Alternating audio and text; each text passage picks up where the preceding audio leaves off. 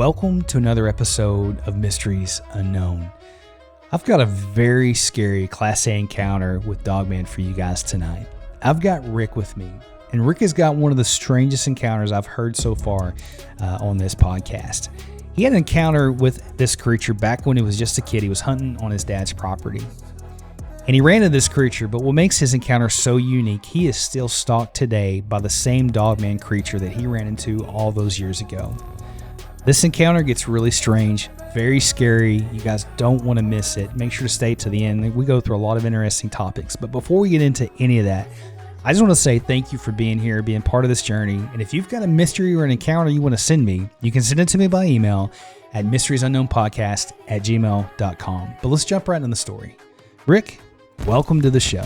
Well, thank you for having me. Man, I'm very honored to have you here. I am so glad that you reached out, sent me that email. It really caught my attention, but I know my audience is anxious to hear this. So why don't you take us back to this encounter when you were just a kid and walk us through that? Sure. I was a kid, about 12 years old, and my dad had a farm in Alameda County in Iowa. It's up in the northeast corner of Iowa.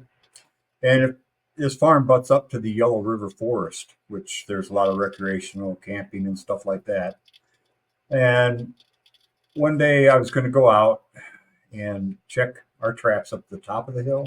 We lived in kind of like in a valley, so it was flat, and then you had hills on both sides, but on the side where we trapped, it was a very steep hill with caves and things like that.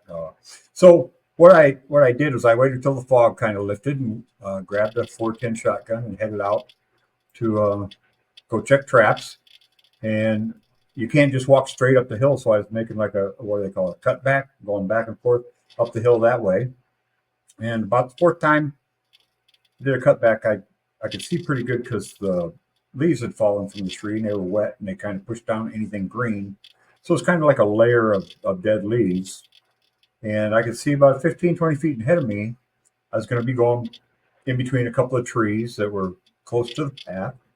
Didn't think nothing of it, just kept going and not paying that close of attention, I guess. And all of a sudden, boom, right in front of me, this huge fox lands. I don't know if it was in the tree. I don't know if it just jumped there. I don't know how it got there, but boom, right in front of me. And I had the shotgun, and I put the shotgun up to my shoulder, and I heard in my head, "Don't." And I pulled the trigger, and I heard the words, "Shoot me." It's like, and I hit the fox, but when I hit him, I seen the hair fly, and he did like a jump up in the air, did a frontward somersault, and ran up that hill. I mean, we're talking over 100 yards, like in 6 steps, he was gone. And he was running 2x2 pattern like a greyhound does. Front feet and back feet together, and his front feet, when they went back in that stroke, his front paws were halfway down his tail. They were that long. And he was like peeling out, like throwing dirt up in the air as he was running, And I couldn't even put another round in the chamber. I just stood there with my mouth open looking at it, wondering how I shot a fox and it's still running from that close with a .410. And it just kept on going. It took me about 10 minutes to get up to the top of that hill. And I had to use the weeds and stuff to pull myself up. And when I got up there, it just went about 30 feet and then went back down into a whole bunch more woods. So it was gone, long gone. So I told my dad about it, and he told me I was full of it. I didn't shoot no fox. There ain't no fox that big. And I always kind of consider him like the hunting legend in that area, because he would go out in the woods with a .22, come back about an hour or two later with 6 squirrels, and you never heard a sound. It's like the squirrels come down and say, "Hey, just knock me out," But you never heard the gun going off or anything. And he said if you sit someplace in the woods long enough, everything in the woods is going to walk by. And that's why he told me there wasn't a fox that big. I think he knew something that I didn't know. And I didn't know for a long time, because after that, my dad sold the farm, and I went in the military and marriage and everything, and I mean, never gave it another thought. And of course, that was a time when there was no internet. Nobody's talking about it. They hadn't even barely started talking about the the big footprint they found in California. You know, they hadn't even hardly started talking about that. The Patterson Gimlin film hadn't, been barely out or whatever. But yeah, that would have been right in 1967. So, so years in between that, we're talking from 67 to 2017. Never gave it another thought. I was always uncomfortable wherever I lived. I mean, I've lived in probably 25 houses uh, up until the time I moved. This is my final house here. But probably 25 houses I've had, and I've always owned them because I've owned dogs. And nobody wants to rent to you when you own dogs, so you just might as well buy the house and forget about it. But as soon as I'm there, it seems like within 6 months, I'm uncomfortable. There's something about the house I don't like. And I never knew what it was. I just moved. I've been in North Carolina for 7 years, and I've owned 3 houses. So I was in Kansas City. I think I was in Kansas City 2 years, owned 2 houses. So it's just something that it just feels really uncomfortable. But I know what that is now. So I'm living in North Carolina. I'm going to work probably 7 more years, retire. At that time. So I'm driving around my Z one day, and I'm on a blacktop road, and next to me there's a field that's been soybeans and it's been cut down already, and so it's pretty much dirt and a few weeds here and there. And I hear this voice says, "Hey, you want to see a Volkswagen microbus?" And it's familiar, but it wasn't familiar. And I said, "Yeah, sure." He said, "Look to your right." And I looked to the right, and there was Dogman. He's about on the other side of that field, so he's about a quarter mile away. He's on all fours, running about. He's got to be running at least 50, because I'm doing 70, and I'm not losing him, you know. And he's running alongside that field, and I'm watching him drive along, and he cuts into those woods right there behind my house. So I get home, get in the driveway, put the car away, get a couple of guns, get one of my biggest dogs, and I head out to where I saw him running along the side of the field.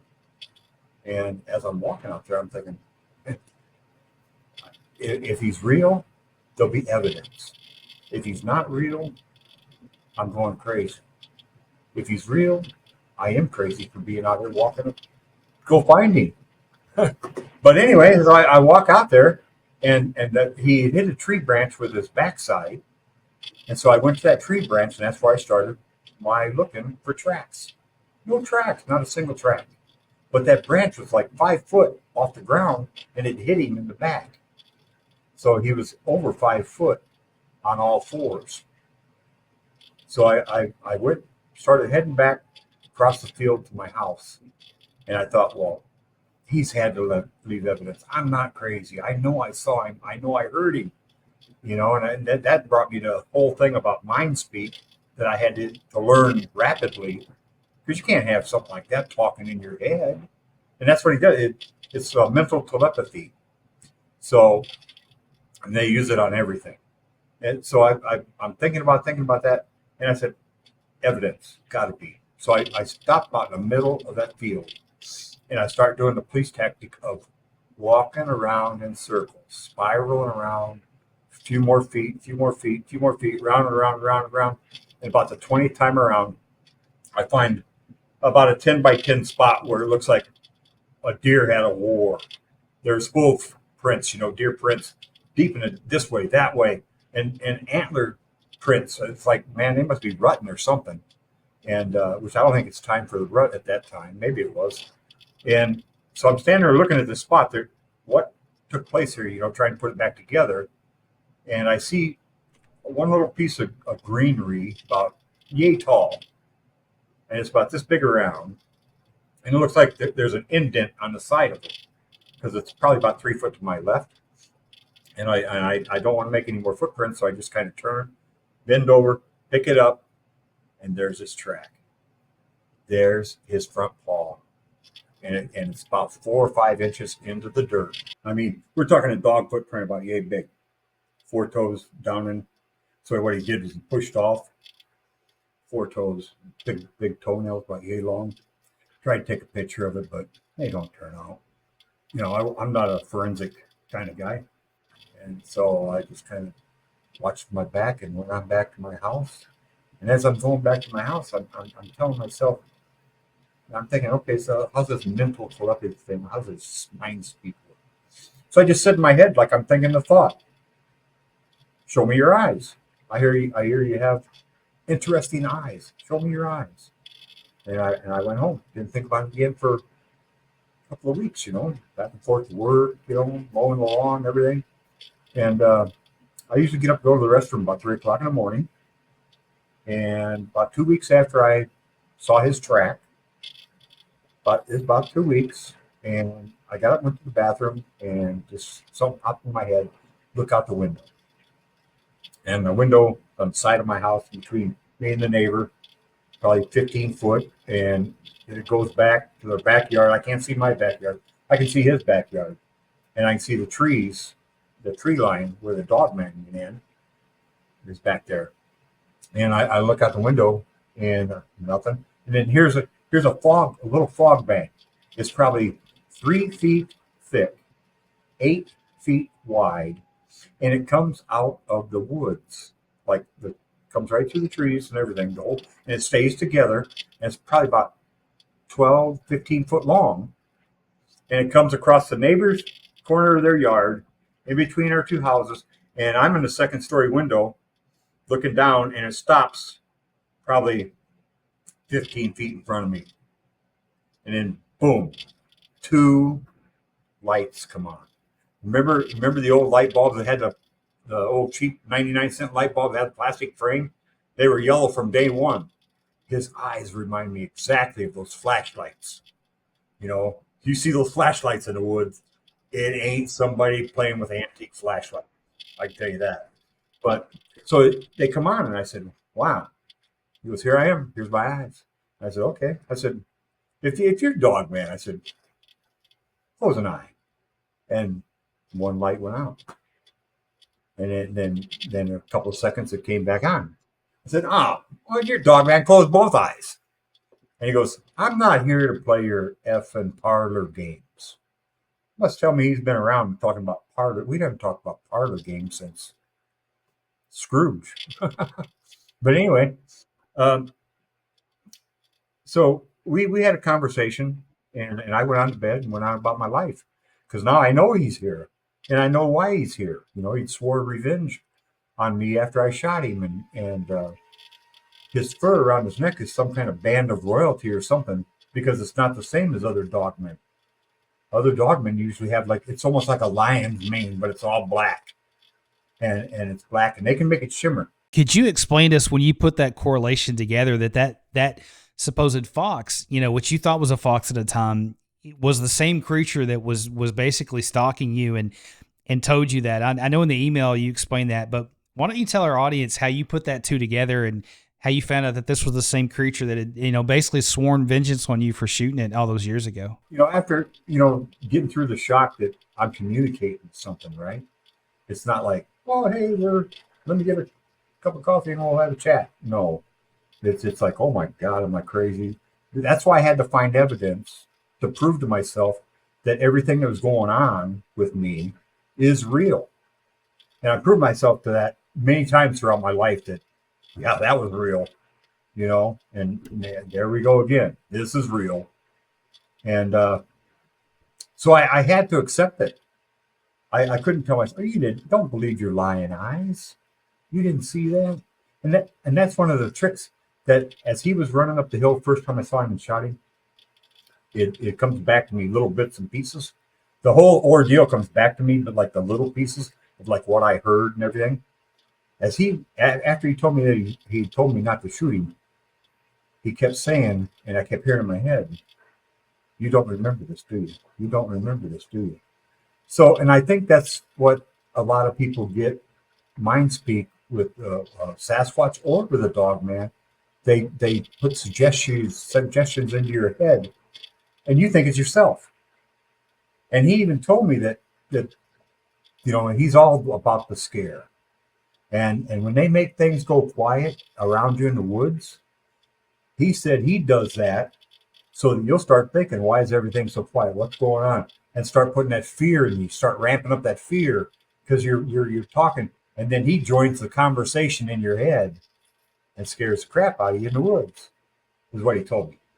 But we had a conversation to the point where once I realized who he was, and I'd seen enough pictures on the internet that I even know what he looks like now because there's a picture out there that fits him really good. And I mean, it's just like, oh, it takes me back because, you know, I may talk like I got this all under control, but without Jesus, I ain't got none of this under control. I didn't have it under control. All the time that I saw when I was a kid and grew up, I drank and did drugs my whole life till about 20 years ago. And 20 years ago, I found the Lord, or he found me, one or the other. Anyway, he came by and talked to me. I put cameras in my backyard because they don't want to be seen on the camera. So that's how I keep them out of my backyard. Is I have game cameras up, and it seems to work. But what really protects my yard and my house is the blood of Jesus Christ.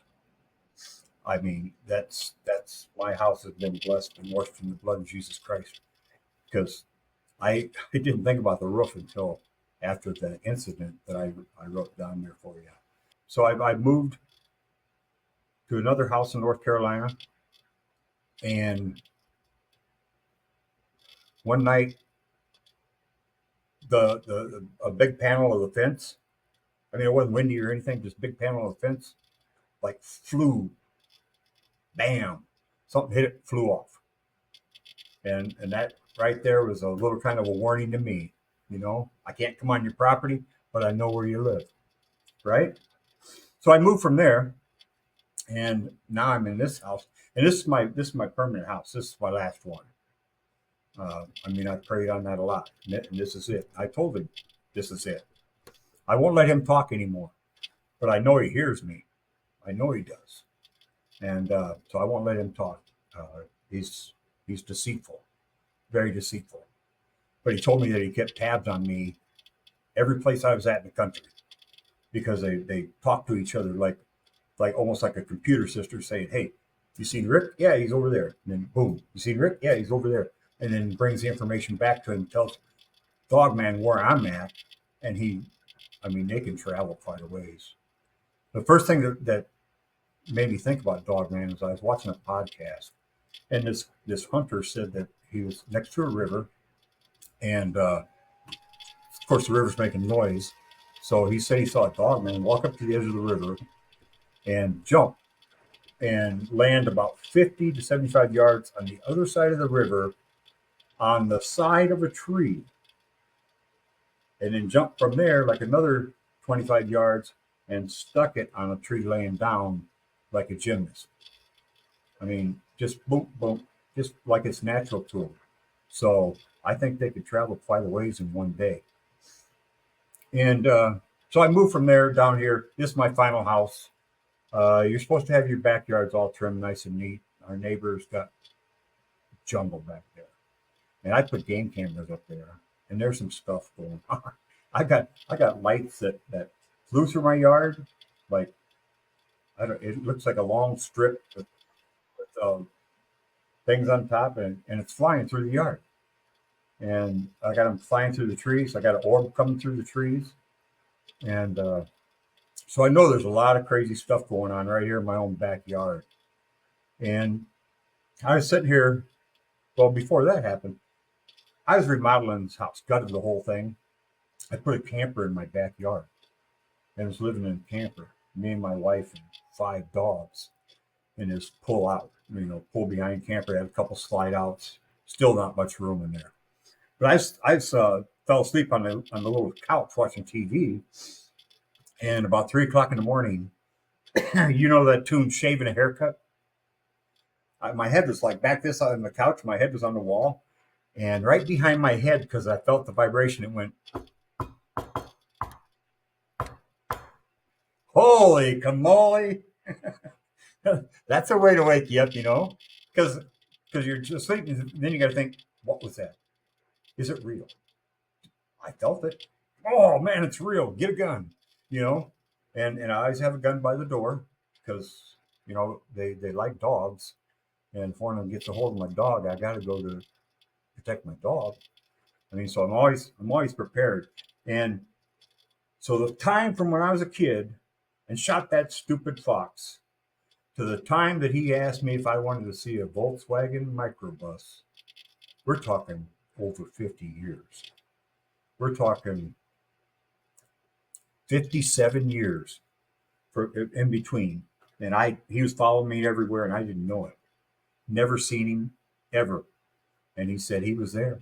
Because he said it was great when I went back up there where my dad's farm was, because when I was about in my 20s, late or early 30s, we used to ride our Harleys up there and camp, and drink a lot of beer and be crazy. And he said he was there. He was there. And I don't doubt him because I was there. But now I found out that he follows me everywhere. And I was sitting here before I protect my house and property in the blood of Jesus Christ. I got to tell you, this is what really freaked me out. I was sitting right here where I was sitting, right here by my computer. And I was on the phone with a friend of mine in Iowa. And man, something hit the roof right above my head. It's one-story house. Hit the roof right above my head, and I hit hard because my buddy goes, "What was that?" I go, "Something just landed on the roof." He goes, "What is this, Christmas?" I said, "No, listen."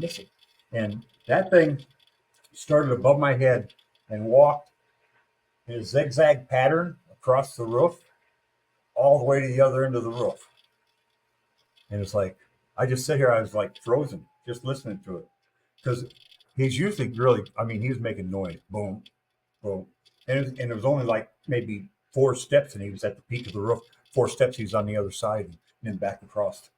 And when I finally got a hold of myself to go outside, he wasn't there. I'll tell you, I got some game camera pictures that, like that fog that I was talking about.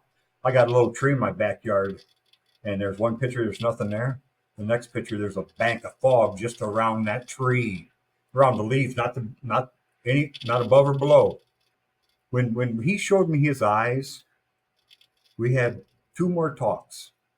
I was in my kitchen, and he knew that I put a camera up, and then after seeing him, I knew what I was dealing with, and I was just sucking in all the information I could find. What is this thing? Why is this thing? And that's why I say I don't care if it's here before me. I don't care if it's made in a lab. I don't care if it's whatever. I don't care how it got here. This thing is the apex predator on this planet. It is. It'll rip a Bigfoot to shreds. I mean, this thing, double rows of teeth, uh, fangs, and freeze you with infrasound. This thing is like got supernatural abilities, like we're finding out about Bigfoot now, and and we just we can't comprehend all the things that this dog man can do. And so when I finally figured it out, I don't really go into the woods, but I don't want to think I'm afraid either, because you never let them see you sweat, right? So it's really every day. I have to tell you this, Jeff. Every day I think about it. I think about him. I think about seeing him. I think about him trying to talk to me, through mind speak. He's out there, and there's nothing I can do about it until he tries to get revenge. Because he said that his family kicked him out because when he was healing, he was running his yapper about how he was going to take his revenge out of me. He didn't know my dad was going to sell the farm. And I was going to go into the Marines and start my own life. He didn't know all that. But yeah, he said he's been following me all over the country. Every house that I've been in, there's woods somewhere, and plus I think they're like Bigfoot, where they can just blend in. They just like take on the perception or the texture and the look of leaves, and I mean, it's like a bunch of leaves with eyeballs. That's why a lot of times they don't have their eyes open, because that's what, as humans, we recognize. When we see somebody in the woods, what do we see? We see their eyes. But these guys, they'll keep their eyes closed. You know, usually one of the first questions I ask somebody comes on my show is after an encounter, you know, how did that affect your life? But you've pretty much answered that, man. This has been a lifelong, you know, endeavor, and knowing that this thing is for whatever reason, you know, tried to get revenge on you and has done this to you and tortured you like that. Because that is torture, knowing that thing's out there, man. How do you live your daily life knowing that thing is there, man? I'm going to tell you exactly where I was at when he showed himself to me again here in North Carolina. I thought, okay, I'm safe, I'm free. Uh, but when he showed himself to me in North Carolina, I was in a good place in my heart with Jesus. Very good place. So in between that time, I tried drinking it away. I tried drugging it away. A very unhappy person, a very violent person. I mean, just living a crappy life because I don't know why. I don't know why I always feel uncomfortable. As soon as I move into a house, I want to move out in less than 6 months. You know, and I bought the place, so I got to figure out a way to manipulate my VA loan to get out of this one and into another one. Lots of times. And I don't know why until he showed himself to me. And then it became very obvious when he said, just like a computer, we can follow you anywhere. You know, they're just the only thing that gets me through the day right now, and has been for probably 20 years. Last 20 years, what's been getting me through, and he's come back into my life during this time. You know, my faith and my belief in Jesus Christ. That's the only thing. Because I tried drugs, I tried drinking, I tried, you name it, I'll try it, and then why not try Jesus? Whoa, man, I feel good now. You know, I know he's out there, but if he gets me, I just get to be with Jesus a little bit sooner. I think that is the absolute best answer that anybody can have to any situation that they're going through is, you know, try Jesus, because that is the best thing you could do. And I believe that's what's kept you safe all these years, you know, is the blood of the Lord, you know, I mean, and that's a very powerful statement, and you're very smart to have, you know, turned to him, because I think that's what's kept you safe. And, you know, this is one of the most unique encounters I've heard. You know, I've heard several times that Dogman will follow you home and follow people, things like that. But for this thing to follow you everywhere, that's pretty incredible. Why don't you describe for our audience what this thing looked like? I know as a kid you probably didn't know anything about Dogman and thought it was a fox, but why don't you describe what it looked like? Well, when I first saw him, you know, and I saw a side view of him, and I think about it a little bit, he had almost like a profile of a buffalo, big hump, you know, but his arms are so much longer. And when he stands up, his arms are attached high, and when he comes down, it makes his arms all the longer.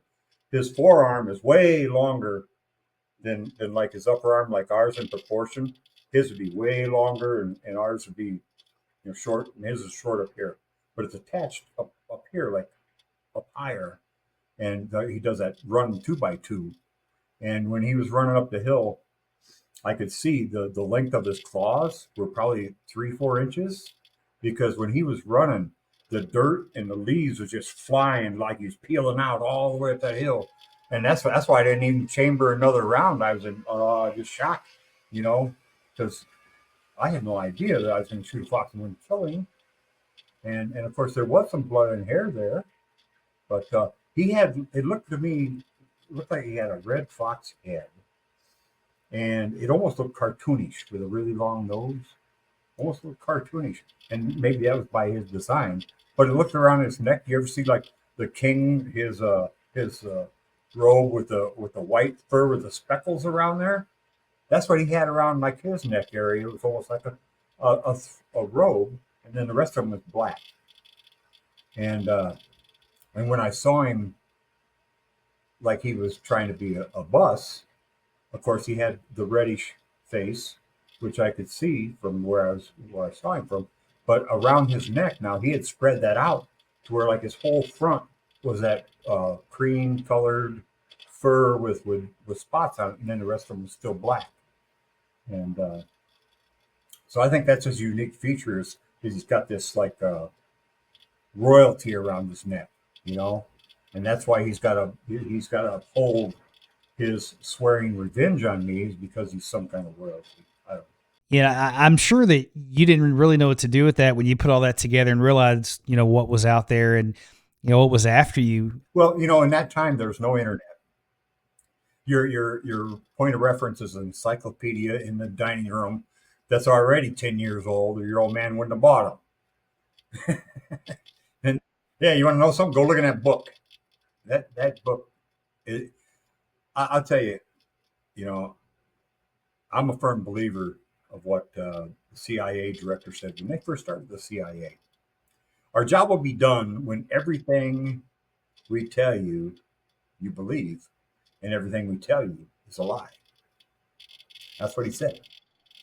When you believe everything we tell you, our job's done because everything's going to be a lie.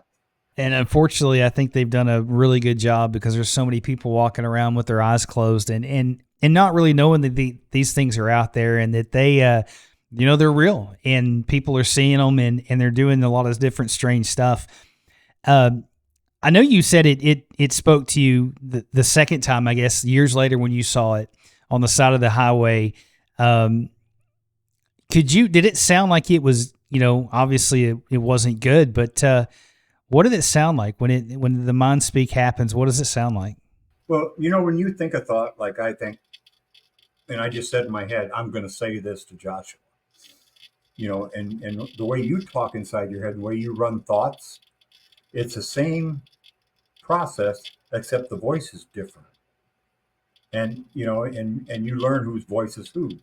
Because I know when Jesus speaks, and I know when Dogman speaks, and those are about the only two. I know this stuff is crazy, but think about it. We've been working on telepathy and the mind stuff and was it remote viewing, mind control. I can tell you some other time we'll talk offline. I'll tell you some stuff about mind control that'll solve a lot of mysteries for you. Because do you ever notice everybody in Washington's got a handler? Why do they have a handler? Can't they walk to the bathroom by themselves, or what's going on? Right? Everybody's got a handler. I'll tell you a story about that sometime. I definitely want to learn as much as I can and would love to hear that story. There's so much in God's universe that we don't understand. And I will tell you, once you get introduced to this world, whether it's an encounter or, just interested, it's a really deep rabbit hole and there doesn't seem to be a whole lot of answers. And I think that's by design. We're seeing things that maybe aren't supposed to be here. They're just kind of, we don't understand. But I know that you're really fortunate, Rick, to be sitting here telling this story. When was the first time that you told anybody, man? And how long did it take you to talk about it? Well, I was already down here when I figured it all, put it all together, with the feelings and moving and, and all the crazy things I'd done throughout my life and the daredevil things I'd done, like having no fear of dying and because it was like a feeling of hopelessness inside you down deep. But, you got to put on this show for the rest of the world where, you're married and got kids and, like Joe Walsh says, you pick up the dog poop on Saturday and you mow. And, I mean, that kind of world. And then deep inside of me, I'm thinking, why am I here? Why am I here? And I could never figure it out. And there's not enough beer in the world to make it go away. And so when he showed himself to me as VW Bus, it came flooding in on me like, oh my God, that's why he's there. He's been everywhere. And he tells me little things. Oh, you remember this? You remember? He was there. I think these creatures are definitely all over the place. I had somebody come on one of the lives the other day and ask if they were in Ohio because I think they had heard that they weren't there. And I think they're everywhere, man. I think they're absolutely everywhere. And I don't know how this thing kept tabs of you all those years, but the roof incident that you talked about with your buddy, is that the last time you've heard it or had an encounter with it? That's the last time. And that's been maybe a year now. But during this year time, I was sick for a while. See, here's what I think. I think he landed right above me on purpose because I think they have like that camera can see through walls and see the heat signature on the other side. They've got to have some incredible eyesight because that's why we can't photograph them because they see the infrared. They see the field of the infrared where the camera's covering, so they just walk around it. Because it's not going to trigger the camera. So I think they do infrared, and I think they do color. I think they do black and white. I don't think they have a heat signature. I think they have it, but they don't know what it is exactly. They think it's just us glowing, but I think it's a heat signature vision they have as well. These things are got supernatural powers, and they're not made from God. I tell you that. I think these things are pure evil, and they're definitely not part of the good side of things for sure. And they scare me way more than Bigfoot does, because I think Bigfoot. I think you can have lots of different opinions about that, but everybody that I've talked to that's had an encounter with Dogman, they walk away with the same experience of just fear, pure fear. And you brought up something earlier. You said that it told you that it jumped out at you because of the fear, wanted to scare you. And do you think they just live and thrive off of fear? You think that's something that they're made for? Yeah, he told me that until they get the okay to, he's following me around until he gets the okay from whoever on heavenly high is going to give him the okay to take out a third of mankind. And they're going to be part of that, taking out a third of mankind. And he said, I'm going to be his first customer. But anyway, I think they're so evil. He told me himself that until they get that okay, it's all about the scare. It's all about the scare. And then you've heard people say in their stories, and then he smiles, gives that big grin. He's never given me that big grin because I told him where I stand. I'm on the side of the Lord, and I'm coming with a slug. Well, that's a good thing to do, man. I think if you're doing that, you're going to be all right, because, these things don't have any power, because, when you're covered by the blood, there's nothing they can do. And I firmly believe that you're going about this the right way, and you're doing it the right way, man. And I just, I definitely would have my head on a swivel and all that. What do you think these things are? What's your opinion on that? I think they're pure demonic. I think it's something that even if man had a hand in making them, I think they were formed somewhere either with Satan's hand involved or with mankind. And I think what we did was we was putting them here and there, just a couple, to see what would happen, like in different countries. And I think they got so powerful we couldn't contain them, and they let them go. Now they're out in the wild breed. Yeah. That would definitely make sense to me, and I could see how that's, the government could be involved in some way, shape, or form. I know a lot of guys that I talk to, they're out researching, and they have government vehicles show up on their property and tapping their phone lines and all kinds of stuff like that. So I think they know about them. Now, what their role is with it, I don't know, but they definitely know about these creatures, and I think they probably have a pretty significant role with them somehow. With that, and all that being said, but I've talked to some hunters, guys that say they're uh, out hunting Bigfoot, Dogman, the rake, all these creatures, right? And they all got the same thought on killing one. You won't want to be the first one to kill one because it ain't come to the surface yet. So you're going to be the first and bring it to the surface? I don't think so. I don't think so. They're going to bury you beneath some corner of a building somewhere. I mean, they're just not going to let you out.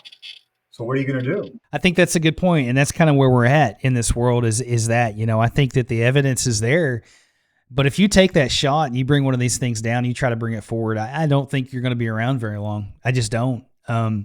If you're lucky enough to shoot one and make it out alive in that situation, because I think if you see one, there's another one really close by, and B, I think the government's going to take you out. That's just my opinion, because they don't want people knowing these things are out there. And, what would you say to somebody who does not believe in Bigfoot or Dogman or cryptids? What would you say to them? I would ask them, how's your relationship with Jesus Christ? They say, well, I don't have one. I said, that's a good place to start. You better get right with God, because you never know the day he's coming. And look at all the things going on in our world right now. That's what made me come on your show with this message, is because Jesus has told me the end's not for everybody. He said that, you got to get your message out there and give it to people who believe. Get the people off the fence. Because he said, anybody sitting on the fence when I come, he goes, I'm pushing them in with Satan. So just if you're on the fence, Jesus said there'll be no mercy this time. You're on the fence, you're done. So he's telling me, when I do meditation and prayer, he's telling me, get the message out. Which message? All messages. And I tell you, when I was a conspiracy theorist, I got tons of topics. And I don't want to do all those, but I do this Dogman thing. This is something that I would be derelict if I hadn't told my son there's monsters in the woods. And of course, he don't believe me, because him and his friends are out in the woods all the time. I said, okay, look at it this way, son.